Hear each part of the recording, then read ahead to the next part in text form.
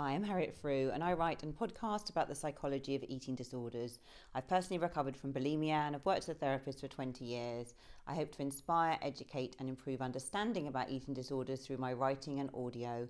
Names used are fictional and stories shared are a combined insight of many client experiences. I believe that full recovery is possible for everyone. 5 mindset shifts in eating disorder recovery. Now, when I was struggling with bulimia, I desperately wanted to be free of the eating disorder, not just experiencing freedom from the soul-punishing habits, but freedom from the restrictions and Groundhog Day of living a half-life. For me, this meant no more purging, with the accompanying sore throats and aching stomach, no more uncontrollable binge eating, hiding wrappers, and the subsequent shame and self-loathing. I wanted to go out for a meal and enjoy each delicious mouthful rather than scanning menus for days in advance, seeking the lowest calorie option. I desperately wished to pursue a career in therapy where I could help others, and I had some vague direction of the way I was headed, even though the path was unknown and precarious. It was not an option for me to be living with bulimia long term. I didn't even consider that this might be my reality. Bulimia was a temporary blight on my life, and I believe this mindset helped me pursue change and keep going. So to act and achieve change, you do need a direction. You need some specificity, not some generalised, one day I hope that I might, maybe, possibly recover. Your daily mindset is crucial. It's in the little details of how you think, feel, behave, and ultimately live your life. And it's not about glossing over deeper problems and chanting superficial affirmations in the mirror if your deepest beliefs are rooted in not good enough. And you may need some support in processing your past and healing trauma before you can launch effectively into using these mindset skills. But at whatever stage you're at, you can begin to inject these tools into your daily practice. So let's talk about the different mindset shifts. Number 1, be specific. Your recovery journey will be individual and personalised to you. So take some reflection time to consider what recovery means to you. How might a recovered you be living, doing, breathing, thinking? How would eating out be with family and friends? What areas of life would you devote passion and focus towards? Which hobbies and interests would be important to you? How would you show up in relationships? How would you balance your life to achieve your optimal self-care and mental well-being? What adventures or trips would you have planned? And what would be the main difference from your current situation? What else is important to think about? Once you've identified your specific and valuable goals, you're beginning to create the hope and vision for a recovered you. These are tangible goals which can be broken down into little victorious steps. So once you are clearer on your end point, you know that you will eventually reach the summit and that every step taken towards it is leading you in the right direction. So if you are listening to the podcast version of this, you may want to go to my Substack. Link is in the bio where you can see the list of questions which will help you get more specific. Number 2, how would the recovered future self version of you show up? As you start a brand new shiny day, rather than berating your body in the mirror or jumping on the weighing scales, you might be reading a few pages of an inspiring book or journaling your thoughts. You might be reminding yourself of your goals and why you are recommitting to this journey every day. You might be heading downstairs to prepare yourself a nutritious and delicious breakfast which you savour mindfully with zero guilt.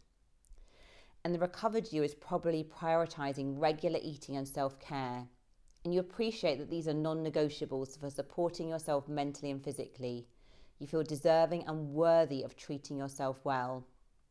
And the recovered you is likely brave and resilient, staying on the healing road. And you will still have the nagging food thoughts, and you will experience the seductive pull and nostalgia of your eating disorder at times. But you don't venture there as you have been down this road too often. You know that the seduction is purely a momentary impulse. The recovered you works on self-worth and self-validation. You know that weight loss and food preoccupation used to fill this void, but unsuccessfully. So you commit to strengthening your self-worth in other areas. You build friendships and pursue joyful hobbies. You commit to your passion projects and embrace work that is meaningful to you. And you recognise how empty self-worth based on body size actually is. Number 3, shift your tolerance. Look at your life today and you will see the direct evidence of your current personal standards. This might be your self-care, it might be your relationships, it might be the state of your finances, it might be your level of fulfillment.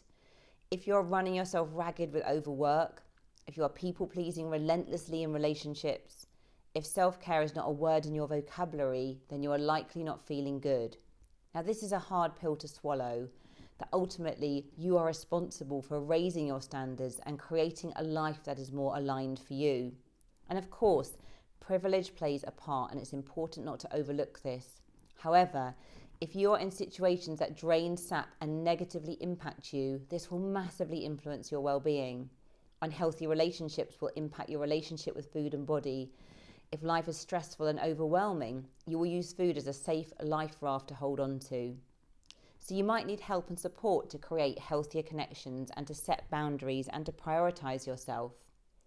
But you can begin to raise your tolerance thermostat bit by bit. It doesn't have to be an overnight transformation.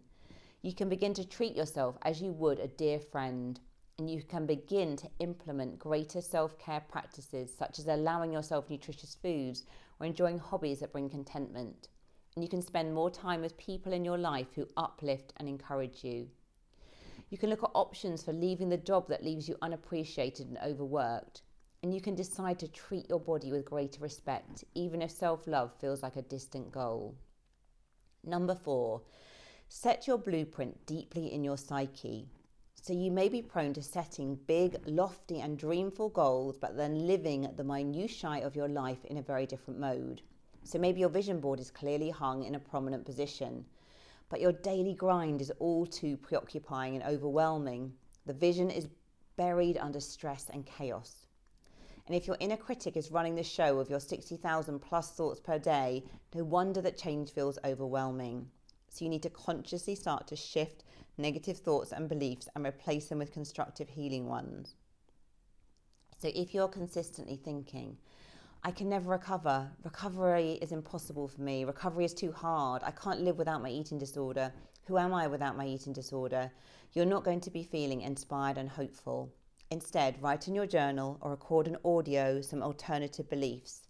Recovery is possible for me. I'm taking steps every day to achieve my goals. Recovery is easy and doable. I'm peaceful and content. I trust myself to change. I am resourceful and resilient. Everything is always working out for me. Then set a timer several times a day, read over your beliefs or listen to them on audio, and this will start to reprogram your unconscious. And if you can, link your supportive beliefs to a sensory experience, and this can include listening to your favourite song or lighting a candle as examples.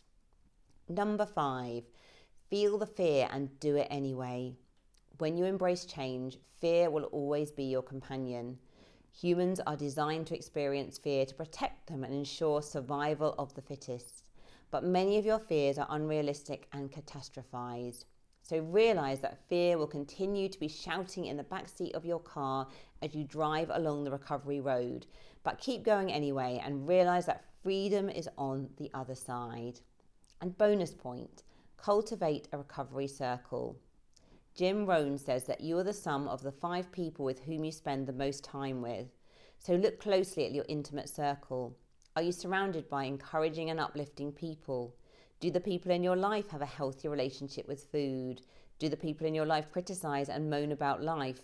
And how many people in your life can you be open and vulnerable with?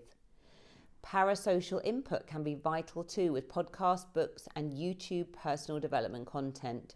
But there is no substitute for a real human being who really has your back and accepts and supports you. So think carefully about who you let in. Quantity over quality wins the day. And for many, faith, spirituality, or a belief in something greater can be a helpful support in recovery.